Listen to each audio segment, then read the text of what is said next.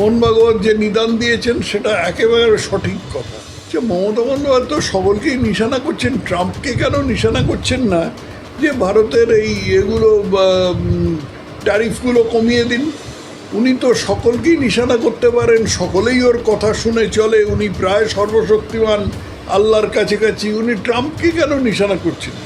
এর ফলে দেশের ক্ষতি হচ্ছে। কি বলেছে, 1,00,000 লোক নিয়ে ঘেরাও করবে নির্বাচন কমিশন। 1,00,000 লোক নিয়েও দিল্লি যাবে? ওকে তো ধানবাদেই মেরে নামিয়ে দেবে। কঙ্কনা রঙ্কনা মঙ্কনা, তোমরা সিগারেট ফুঙ্কো না, মিষ্টি বিস্কুট খাই না, এইরকম কিছু একটা অসাধারণ কবিতা। আর হাতে হাড় নেই, এটা একটা অসাধারণ অ্যানাটমিক্যাল ডিসকভারি। এটা যদি আজকে উনি একটা এক্সরে তুলে পাঠান, তাহলে ডাক্তারদের যে পাঠ্য বই আছে গ্রেজ অ্যানাটমি, তাহলে এটা তার মধ্যে এটা ঢুকে যাবে। যখন ছাত্রী ছিলেন তখন উনি যে আন্দোলন করেছিলেন, তাতে যা হয়েছিল, মাথার দিকে স্টেন গান, পাইপ গান, অ্যান্টি এয়ারক্রাফট গান, বাজুকা, সমস্ত সব ধেয়ে এসেছিল। ইন্টারন্যাশনাল আন্টি, একটা হলো ইন্টারন্যাশনাল আন্টি, আর একটা হলো বেহালার বেহায়া। লড়াই করার মানসিকতা তো তৃণমূল কর্মীদের নেই, যেটা আছে সেটা তোলাবাজি করার মানসিকতা। মোহন ভাগবত নিদান দিচ্ছেন যে হিন্দুদের সংখ্যা কমছে, প্রত্যেকের 3টি করে সন্তান নেওয়া উচিত, কি বলবেন? এটা তো নতুন কিছু নয়, এটা এর আগে সংঘের সরসংচালক পরম পূজনীয় সুদর্শনজিও এই কথা বলেছিলেন যে এখন যে পরিস্থিতিটা দাঁড়িয়েছে ভারতে, যে হিন্দুরা কম সন্তান নিচ্ছে, অনেক ক্ষেত্রে হিন্দু ছেলেমেয়েরা বিয়েই করছে না বা দেরি করে বিয়ে করছে, অপরপক্ষে মুসলমানদের সংখ্যা, সন্তান সংখ্যা বেড়ে যাচ্ছে, হাম 5 হামারা 25 নীতি তো চালু আছেই। এগুলো তো রাষ্ট্রের পক্ষে শুভ লক্ষণ নয়। ভারতে মুসলমানের সংখ্যা 25% হয়ে গেছিল বলেই তো ভারত ভাগ হয়েছিল, এবং ভারত ভাগের ফলে দেশ রক্তস্নান করেছিল। অতএব সেই জিনিস যাতে দ্বিতীয়বার না হয় সেটা তো আমাদের নিশ্চিত করতে হবে। সেই জন্য মোহন ভাগবত যে নিদান দিয়েছেন সেটা একেবারে সঠিক কথা। কেন্দ্রকে এবং কেন্দ্রীয় সরকার, কেন্দ্রীয় এজেন্সি এবং নির্বাচন কমিশনকে একযোগে নিশানা করে মমতা বন্দ্যোপাধ্যায় বলছেন যে জীবন থাকতে কারো ভোটাধিকার কাটতে দেবো না, রীতিমতো চ্যালেঞ্জ ছুটছে। যে মমতা বন্দ্যোপাধ্যায় সকলকেই নিশানা করছেন, ট্রাম্পকে কেন নিশানা করছেন না যে ভারতের এই এগুলো ট্যারিফগুলো কমিয়ে দিন। উনি তো সকলকেই নিশানা করতে পারেন, সকলেই ওর কথা শুনে চলে, উনি প্রায় সর্বশক্তিমান, আল্লাহর কাছাকাছি। উনি ট্রাম্পকে কেন নিশানা করছেন না? এর ফলে দেশের ক্ষতি হচ্ছে। এই ক্ষতিটা মমতা বন্দ্যোপাধ্যায় তো সামলে দিতে পারেন, তো উনি ওটা কেন করছেন না? উনি কেন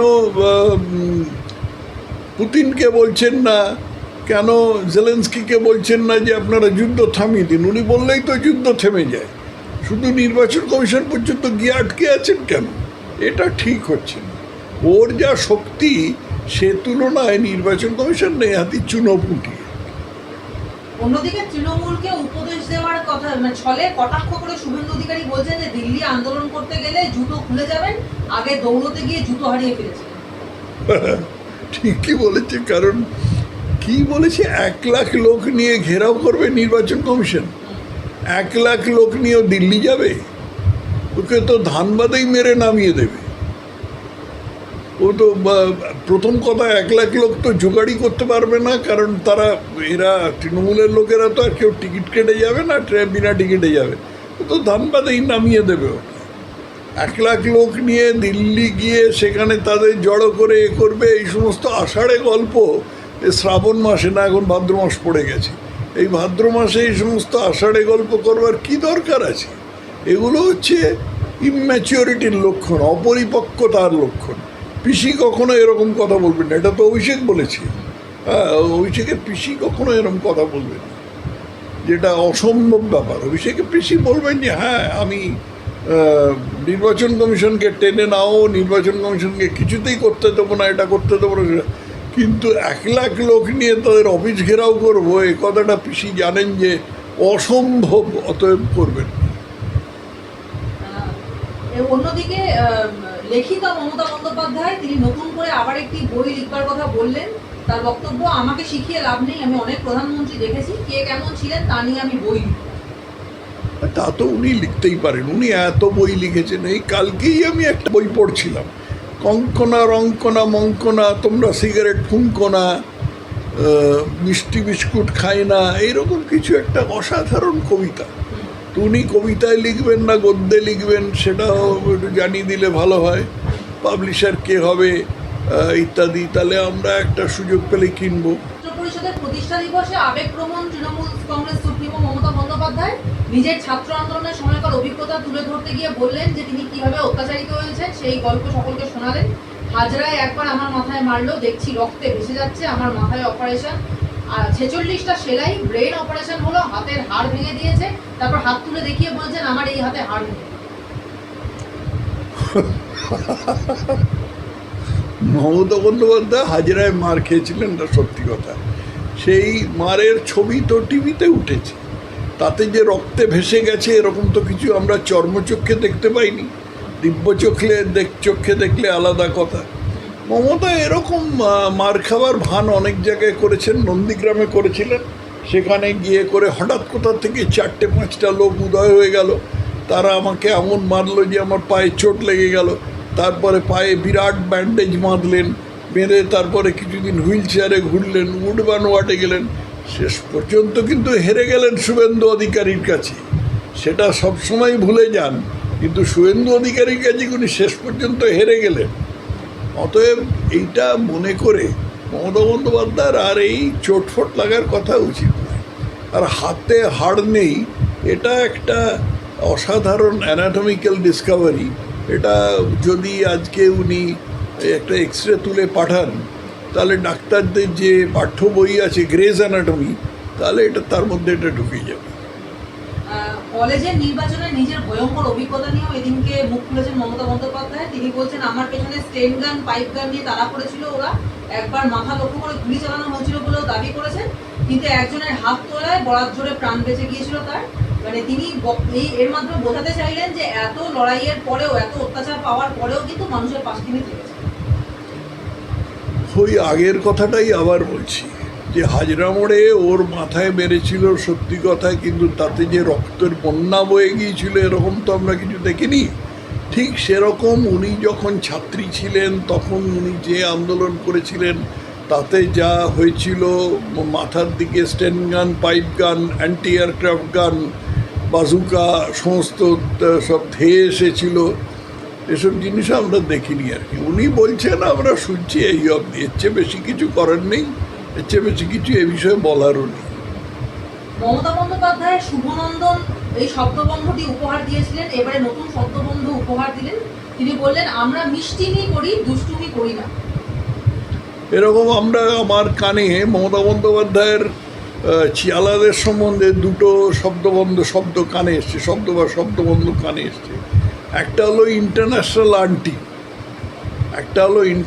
আন্টি, আরেকটা হলো বেহালার বেহায়া।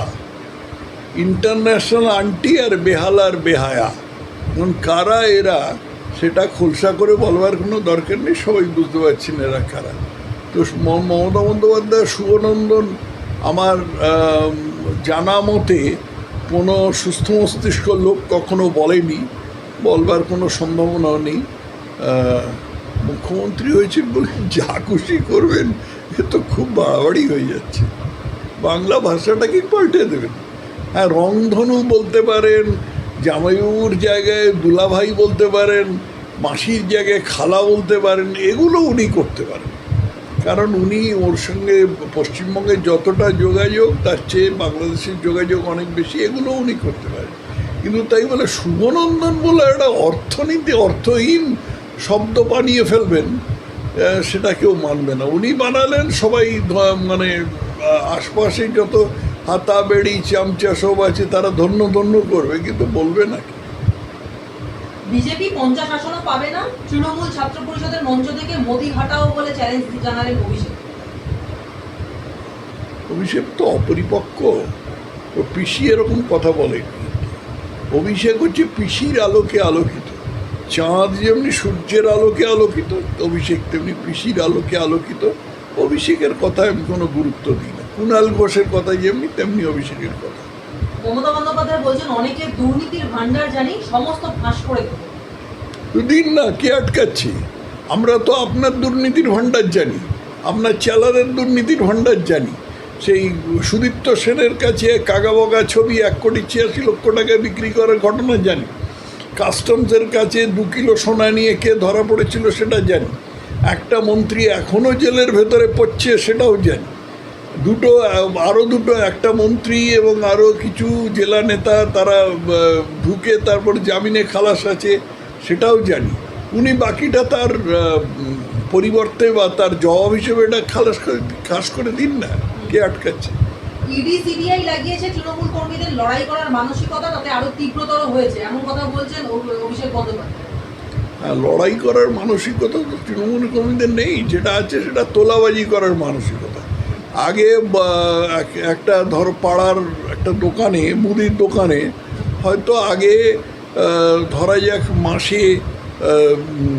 যাক এই মাসে 50,000 টাকা তোলা তুলত, এখন সেটাকে 1 লাখ টাকা করে দেবে। এইটা তীব্রতর, প্রচণ্ড তীব্রতর। 1 লাখ টাকা দিতেই হবে, দিবি না মানে আমাদের অভিষেকদা বলেছে। 7ই সেপ্টেম্বর পরীক্ষা স্থগিত করবার আবেদন জানিয়ে সুপ্রিম কোর্টের দ্বারস্থ হয়েছিলেন কয়েকজন চাকরি প্রার্থী। তাদের আবেদন ছিল তারা যোগ্য প্রার্থী। শুনানির সময় মামলাকারীদের পক্ষ থেকে সওয়াল করা হয় এখনো অযোগ্যদের পরীক্ষায় বসতে দেওয়া হচ্ছে, এবং সেই সময় বিচারপতিদের প্রশ্নের মুখে পড়ে কমিশন কেন এখনো অযোগ্যদের নাম প্রকাশ করেনি এসএসসি এবং কেন অযোগ্যদের জন্য হাইকোর্টের দ্বারস্থ হয়েছে কমিশন, এমন প্রশ্ন তুলছেন বিচারপতি নিজে। কি বলবেন? আমারও তাই প্রশ্ন, বিচারপতি যে প্রশ্ন তুলেছেন আমারও তাই প্রশ্ন। এবার জবাব দিন কমিশন। চোরে তো ভরে গেছে প্রত্যেকটা, মানে চেয়ারম্যান থেকে আরম্ভ করে নিচের একটা বেয়ারা পিয়ন পর্যন্ত সবাই চোরে ভরে গেছে। এর ওপরে যে কি ছিলেন, মন্ত্রী ছিলেন, যিনি খুব কলার তুলে মুখ ফুলিয়ে বলতেন 100 বার নাক গলাবো, মাইনেটা তো আমিই দিই ইত্যাদি, তিনি অনন্তকালের জন্য জেলে পড়ছেন। তো ইনি সেরকম কথা একটা সুপ্রিম কোর্ট জানতে চেয়েছেন, ওরা জবাব দিন, তারপরে যা বলার বলা যাবে। এবং এর চেয়েও ভয়ঙ্কর বিষয় হলো যে আগামী শীর্ষ আদালত যেখানে স্পষ্ট জানিয়ে দিয়েছে যে আগামী 7 এবং 14 সেপ্টেম্বর পরীক্ষা হবে, একই সঙ্গে স্কুল সার্ভিস কমিশনের তরফে আইনজীবী কল্যাণ বন্দ্যোপাধ্যায়কে নির্দেশ দেওয়া হয়েছে যে আগামী 7 দিনের মধ্যে যাতে তালিকা প্রকাশ করা হয়। এখন যাদের থেকে টাকা নিয়েছে তাদের নাম যদি বেরিয়ে আসে তাহলে তো বিরাট বিপদ। সেক্ষেত্রে লিস্ট কিভাবে বের করবে রাজ্য, নাকি এখানেও টালবাহানা চলবে? তা আমি জানি না। চুরি সামলাবার জন্য কি পন্থা আছে সেটা তৃণমূলের অন্দরে হয়তো জানা আছে, কিন্তু আমার কাছে জানা নেই। চুরি যে করেছে, যারা চুরি করেছে তারাই জানে চুরি সামলাবার কি পন্থা আছে।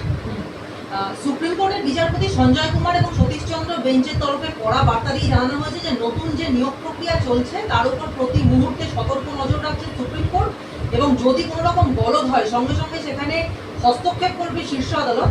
এবং এদিনকের মামলায় যখন একজন আইনজীবী সওয়াল করেন যে রাজ্য এখনো অযোগ্যদের নিয়োগ করার চেষ্টা করছে, সুপ্রিম কোর্টের বিচারপতি সঞ্জয় কুমার ভর্ৎসনা করে বললেন আপনারা এখনো নিজেদের পছন্দের অযোগ্য প্রার্থীদের চাকরিতে ঢোকাতে চাইছেন, এটা লজ্জাজনক, ট্রুলি শকিং। আমরা এর আগেই বলেছি কোনোভাবেই কোনো অযোগ্য ব্যক্তিকে নিয়োগের পরীক্ষায় বসতে দেওয়া হবে না। এই যে সুপ্রিম কোর্ট থেকে এই যে নির্দেশিকা এলো বা এই যে বিচারপতি যে কথাগুলো বললেন, তাতে রাজ্য কতটা বিপদে পড়বে? রাজ্য আর নতুন করে কি বিপদে পড়বে? যে রাজ্যে শিক্ষামন্ত্রী নিজেই জেলে এতদিন ধরে পড়ছেন, যে রাজ্যের আরেকজন মন্ত্রী জেলে গিয়ে তারপরে সেখান থেকে জামিনে খালাস হয়ে আছে, যে রাজ্যের একজন সরকারি দলের এক জেলা নেতা তিনিও জেলে ঢুকেছিলেন, তিনিও জেল থেকে বেরিয়ে এসেছেন, সেই রাজ্যের সম্বন্ধে সেই রাজ্য আর কি বিপদে পড়বে? বাকি যে ঘটনাগুলো আমি একটুখানি আগে বললাম সেগুলো তো আছে। সে সুদীপ্ত সেনের কাছে কাগাবাগার ছবি বিক্রি করা, তারপরে কলকাতা এয়ারপোর্টে কাস্টমসের কাছে 2 কিলো সোনা নিয়ে ধরা পড়া, এসব তো আছেই। এগুলো তো হারিয়ে যায়নি, এগুলো লুকিয়েও রাখা যাবে। একটা শেষ প্রশ্ন করবো যে শাসক দলের ছাত্র সংগঠনের দাবি ছিল সরকারের অনুরোধ, এর কোনোটাই শেষ পর্যন্ত কানে তুললেন না কলকাতা বিশ্ববিদ্যালয়ের উপাচার্য শান্তা দত্ত দে বৃহস্পতিবার তৃণমূল ছাত্র পরিষদের প্রতিষ্ঠা বার্ষিকীর অনুষ্ঠানের জন্য শেষ মুহূর্তে পরীক্ষা বাতিল করা হয়েছে বর্ধমান বিশ্ববিদ্যালয় এবং বিশ্ববিদ্যালয়ের গ্র্যাজুয়েশন এবং মাস্টার ডিগ্রির পরীক্ষাই রাখা হয়নি বৃহস্পতিবার। এমনকি ছাত্ররাও এখন একটা বিপদের মধ্যে পড়ে গেছেন, তারা জানেন না যে আদৌ কবে পরীক্ষাটা হবে। অথচ এত সমস্ত ছাত্র মানে সংগঠনের সঙ্গে সংঘাত এড়ালেও, শাসক দলের সঙ্গে সংঘাত এড়ালেও শেষ পর্যন্ত কলকাতা বিশ্ববিদ্যালয়ের উপাচার্য শান্তা দত্ত দে তিনি এই অনড় অবস্থানে রইলেন এবং তারই আকস্মিক মনোভাব অনেককেই মীরা পান্ডে, ইলেকশন কমিশনার মীরা পান্ডের কথা মনে করিয়ে দিচ্ছে।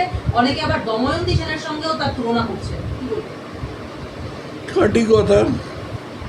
এই যে শান্তা দত্ত দে, মীরা পান্ডে, দময়ন্তী সেন, এদের একটা মেরুদণ্ড আছে। বর্ধমানের উপাচার্য সেই মেরুদণ্ড নেই, অতএব তারা যা পরিস্থিতি যা হবার তার থেকে তাই হবে।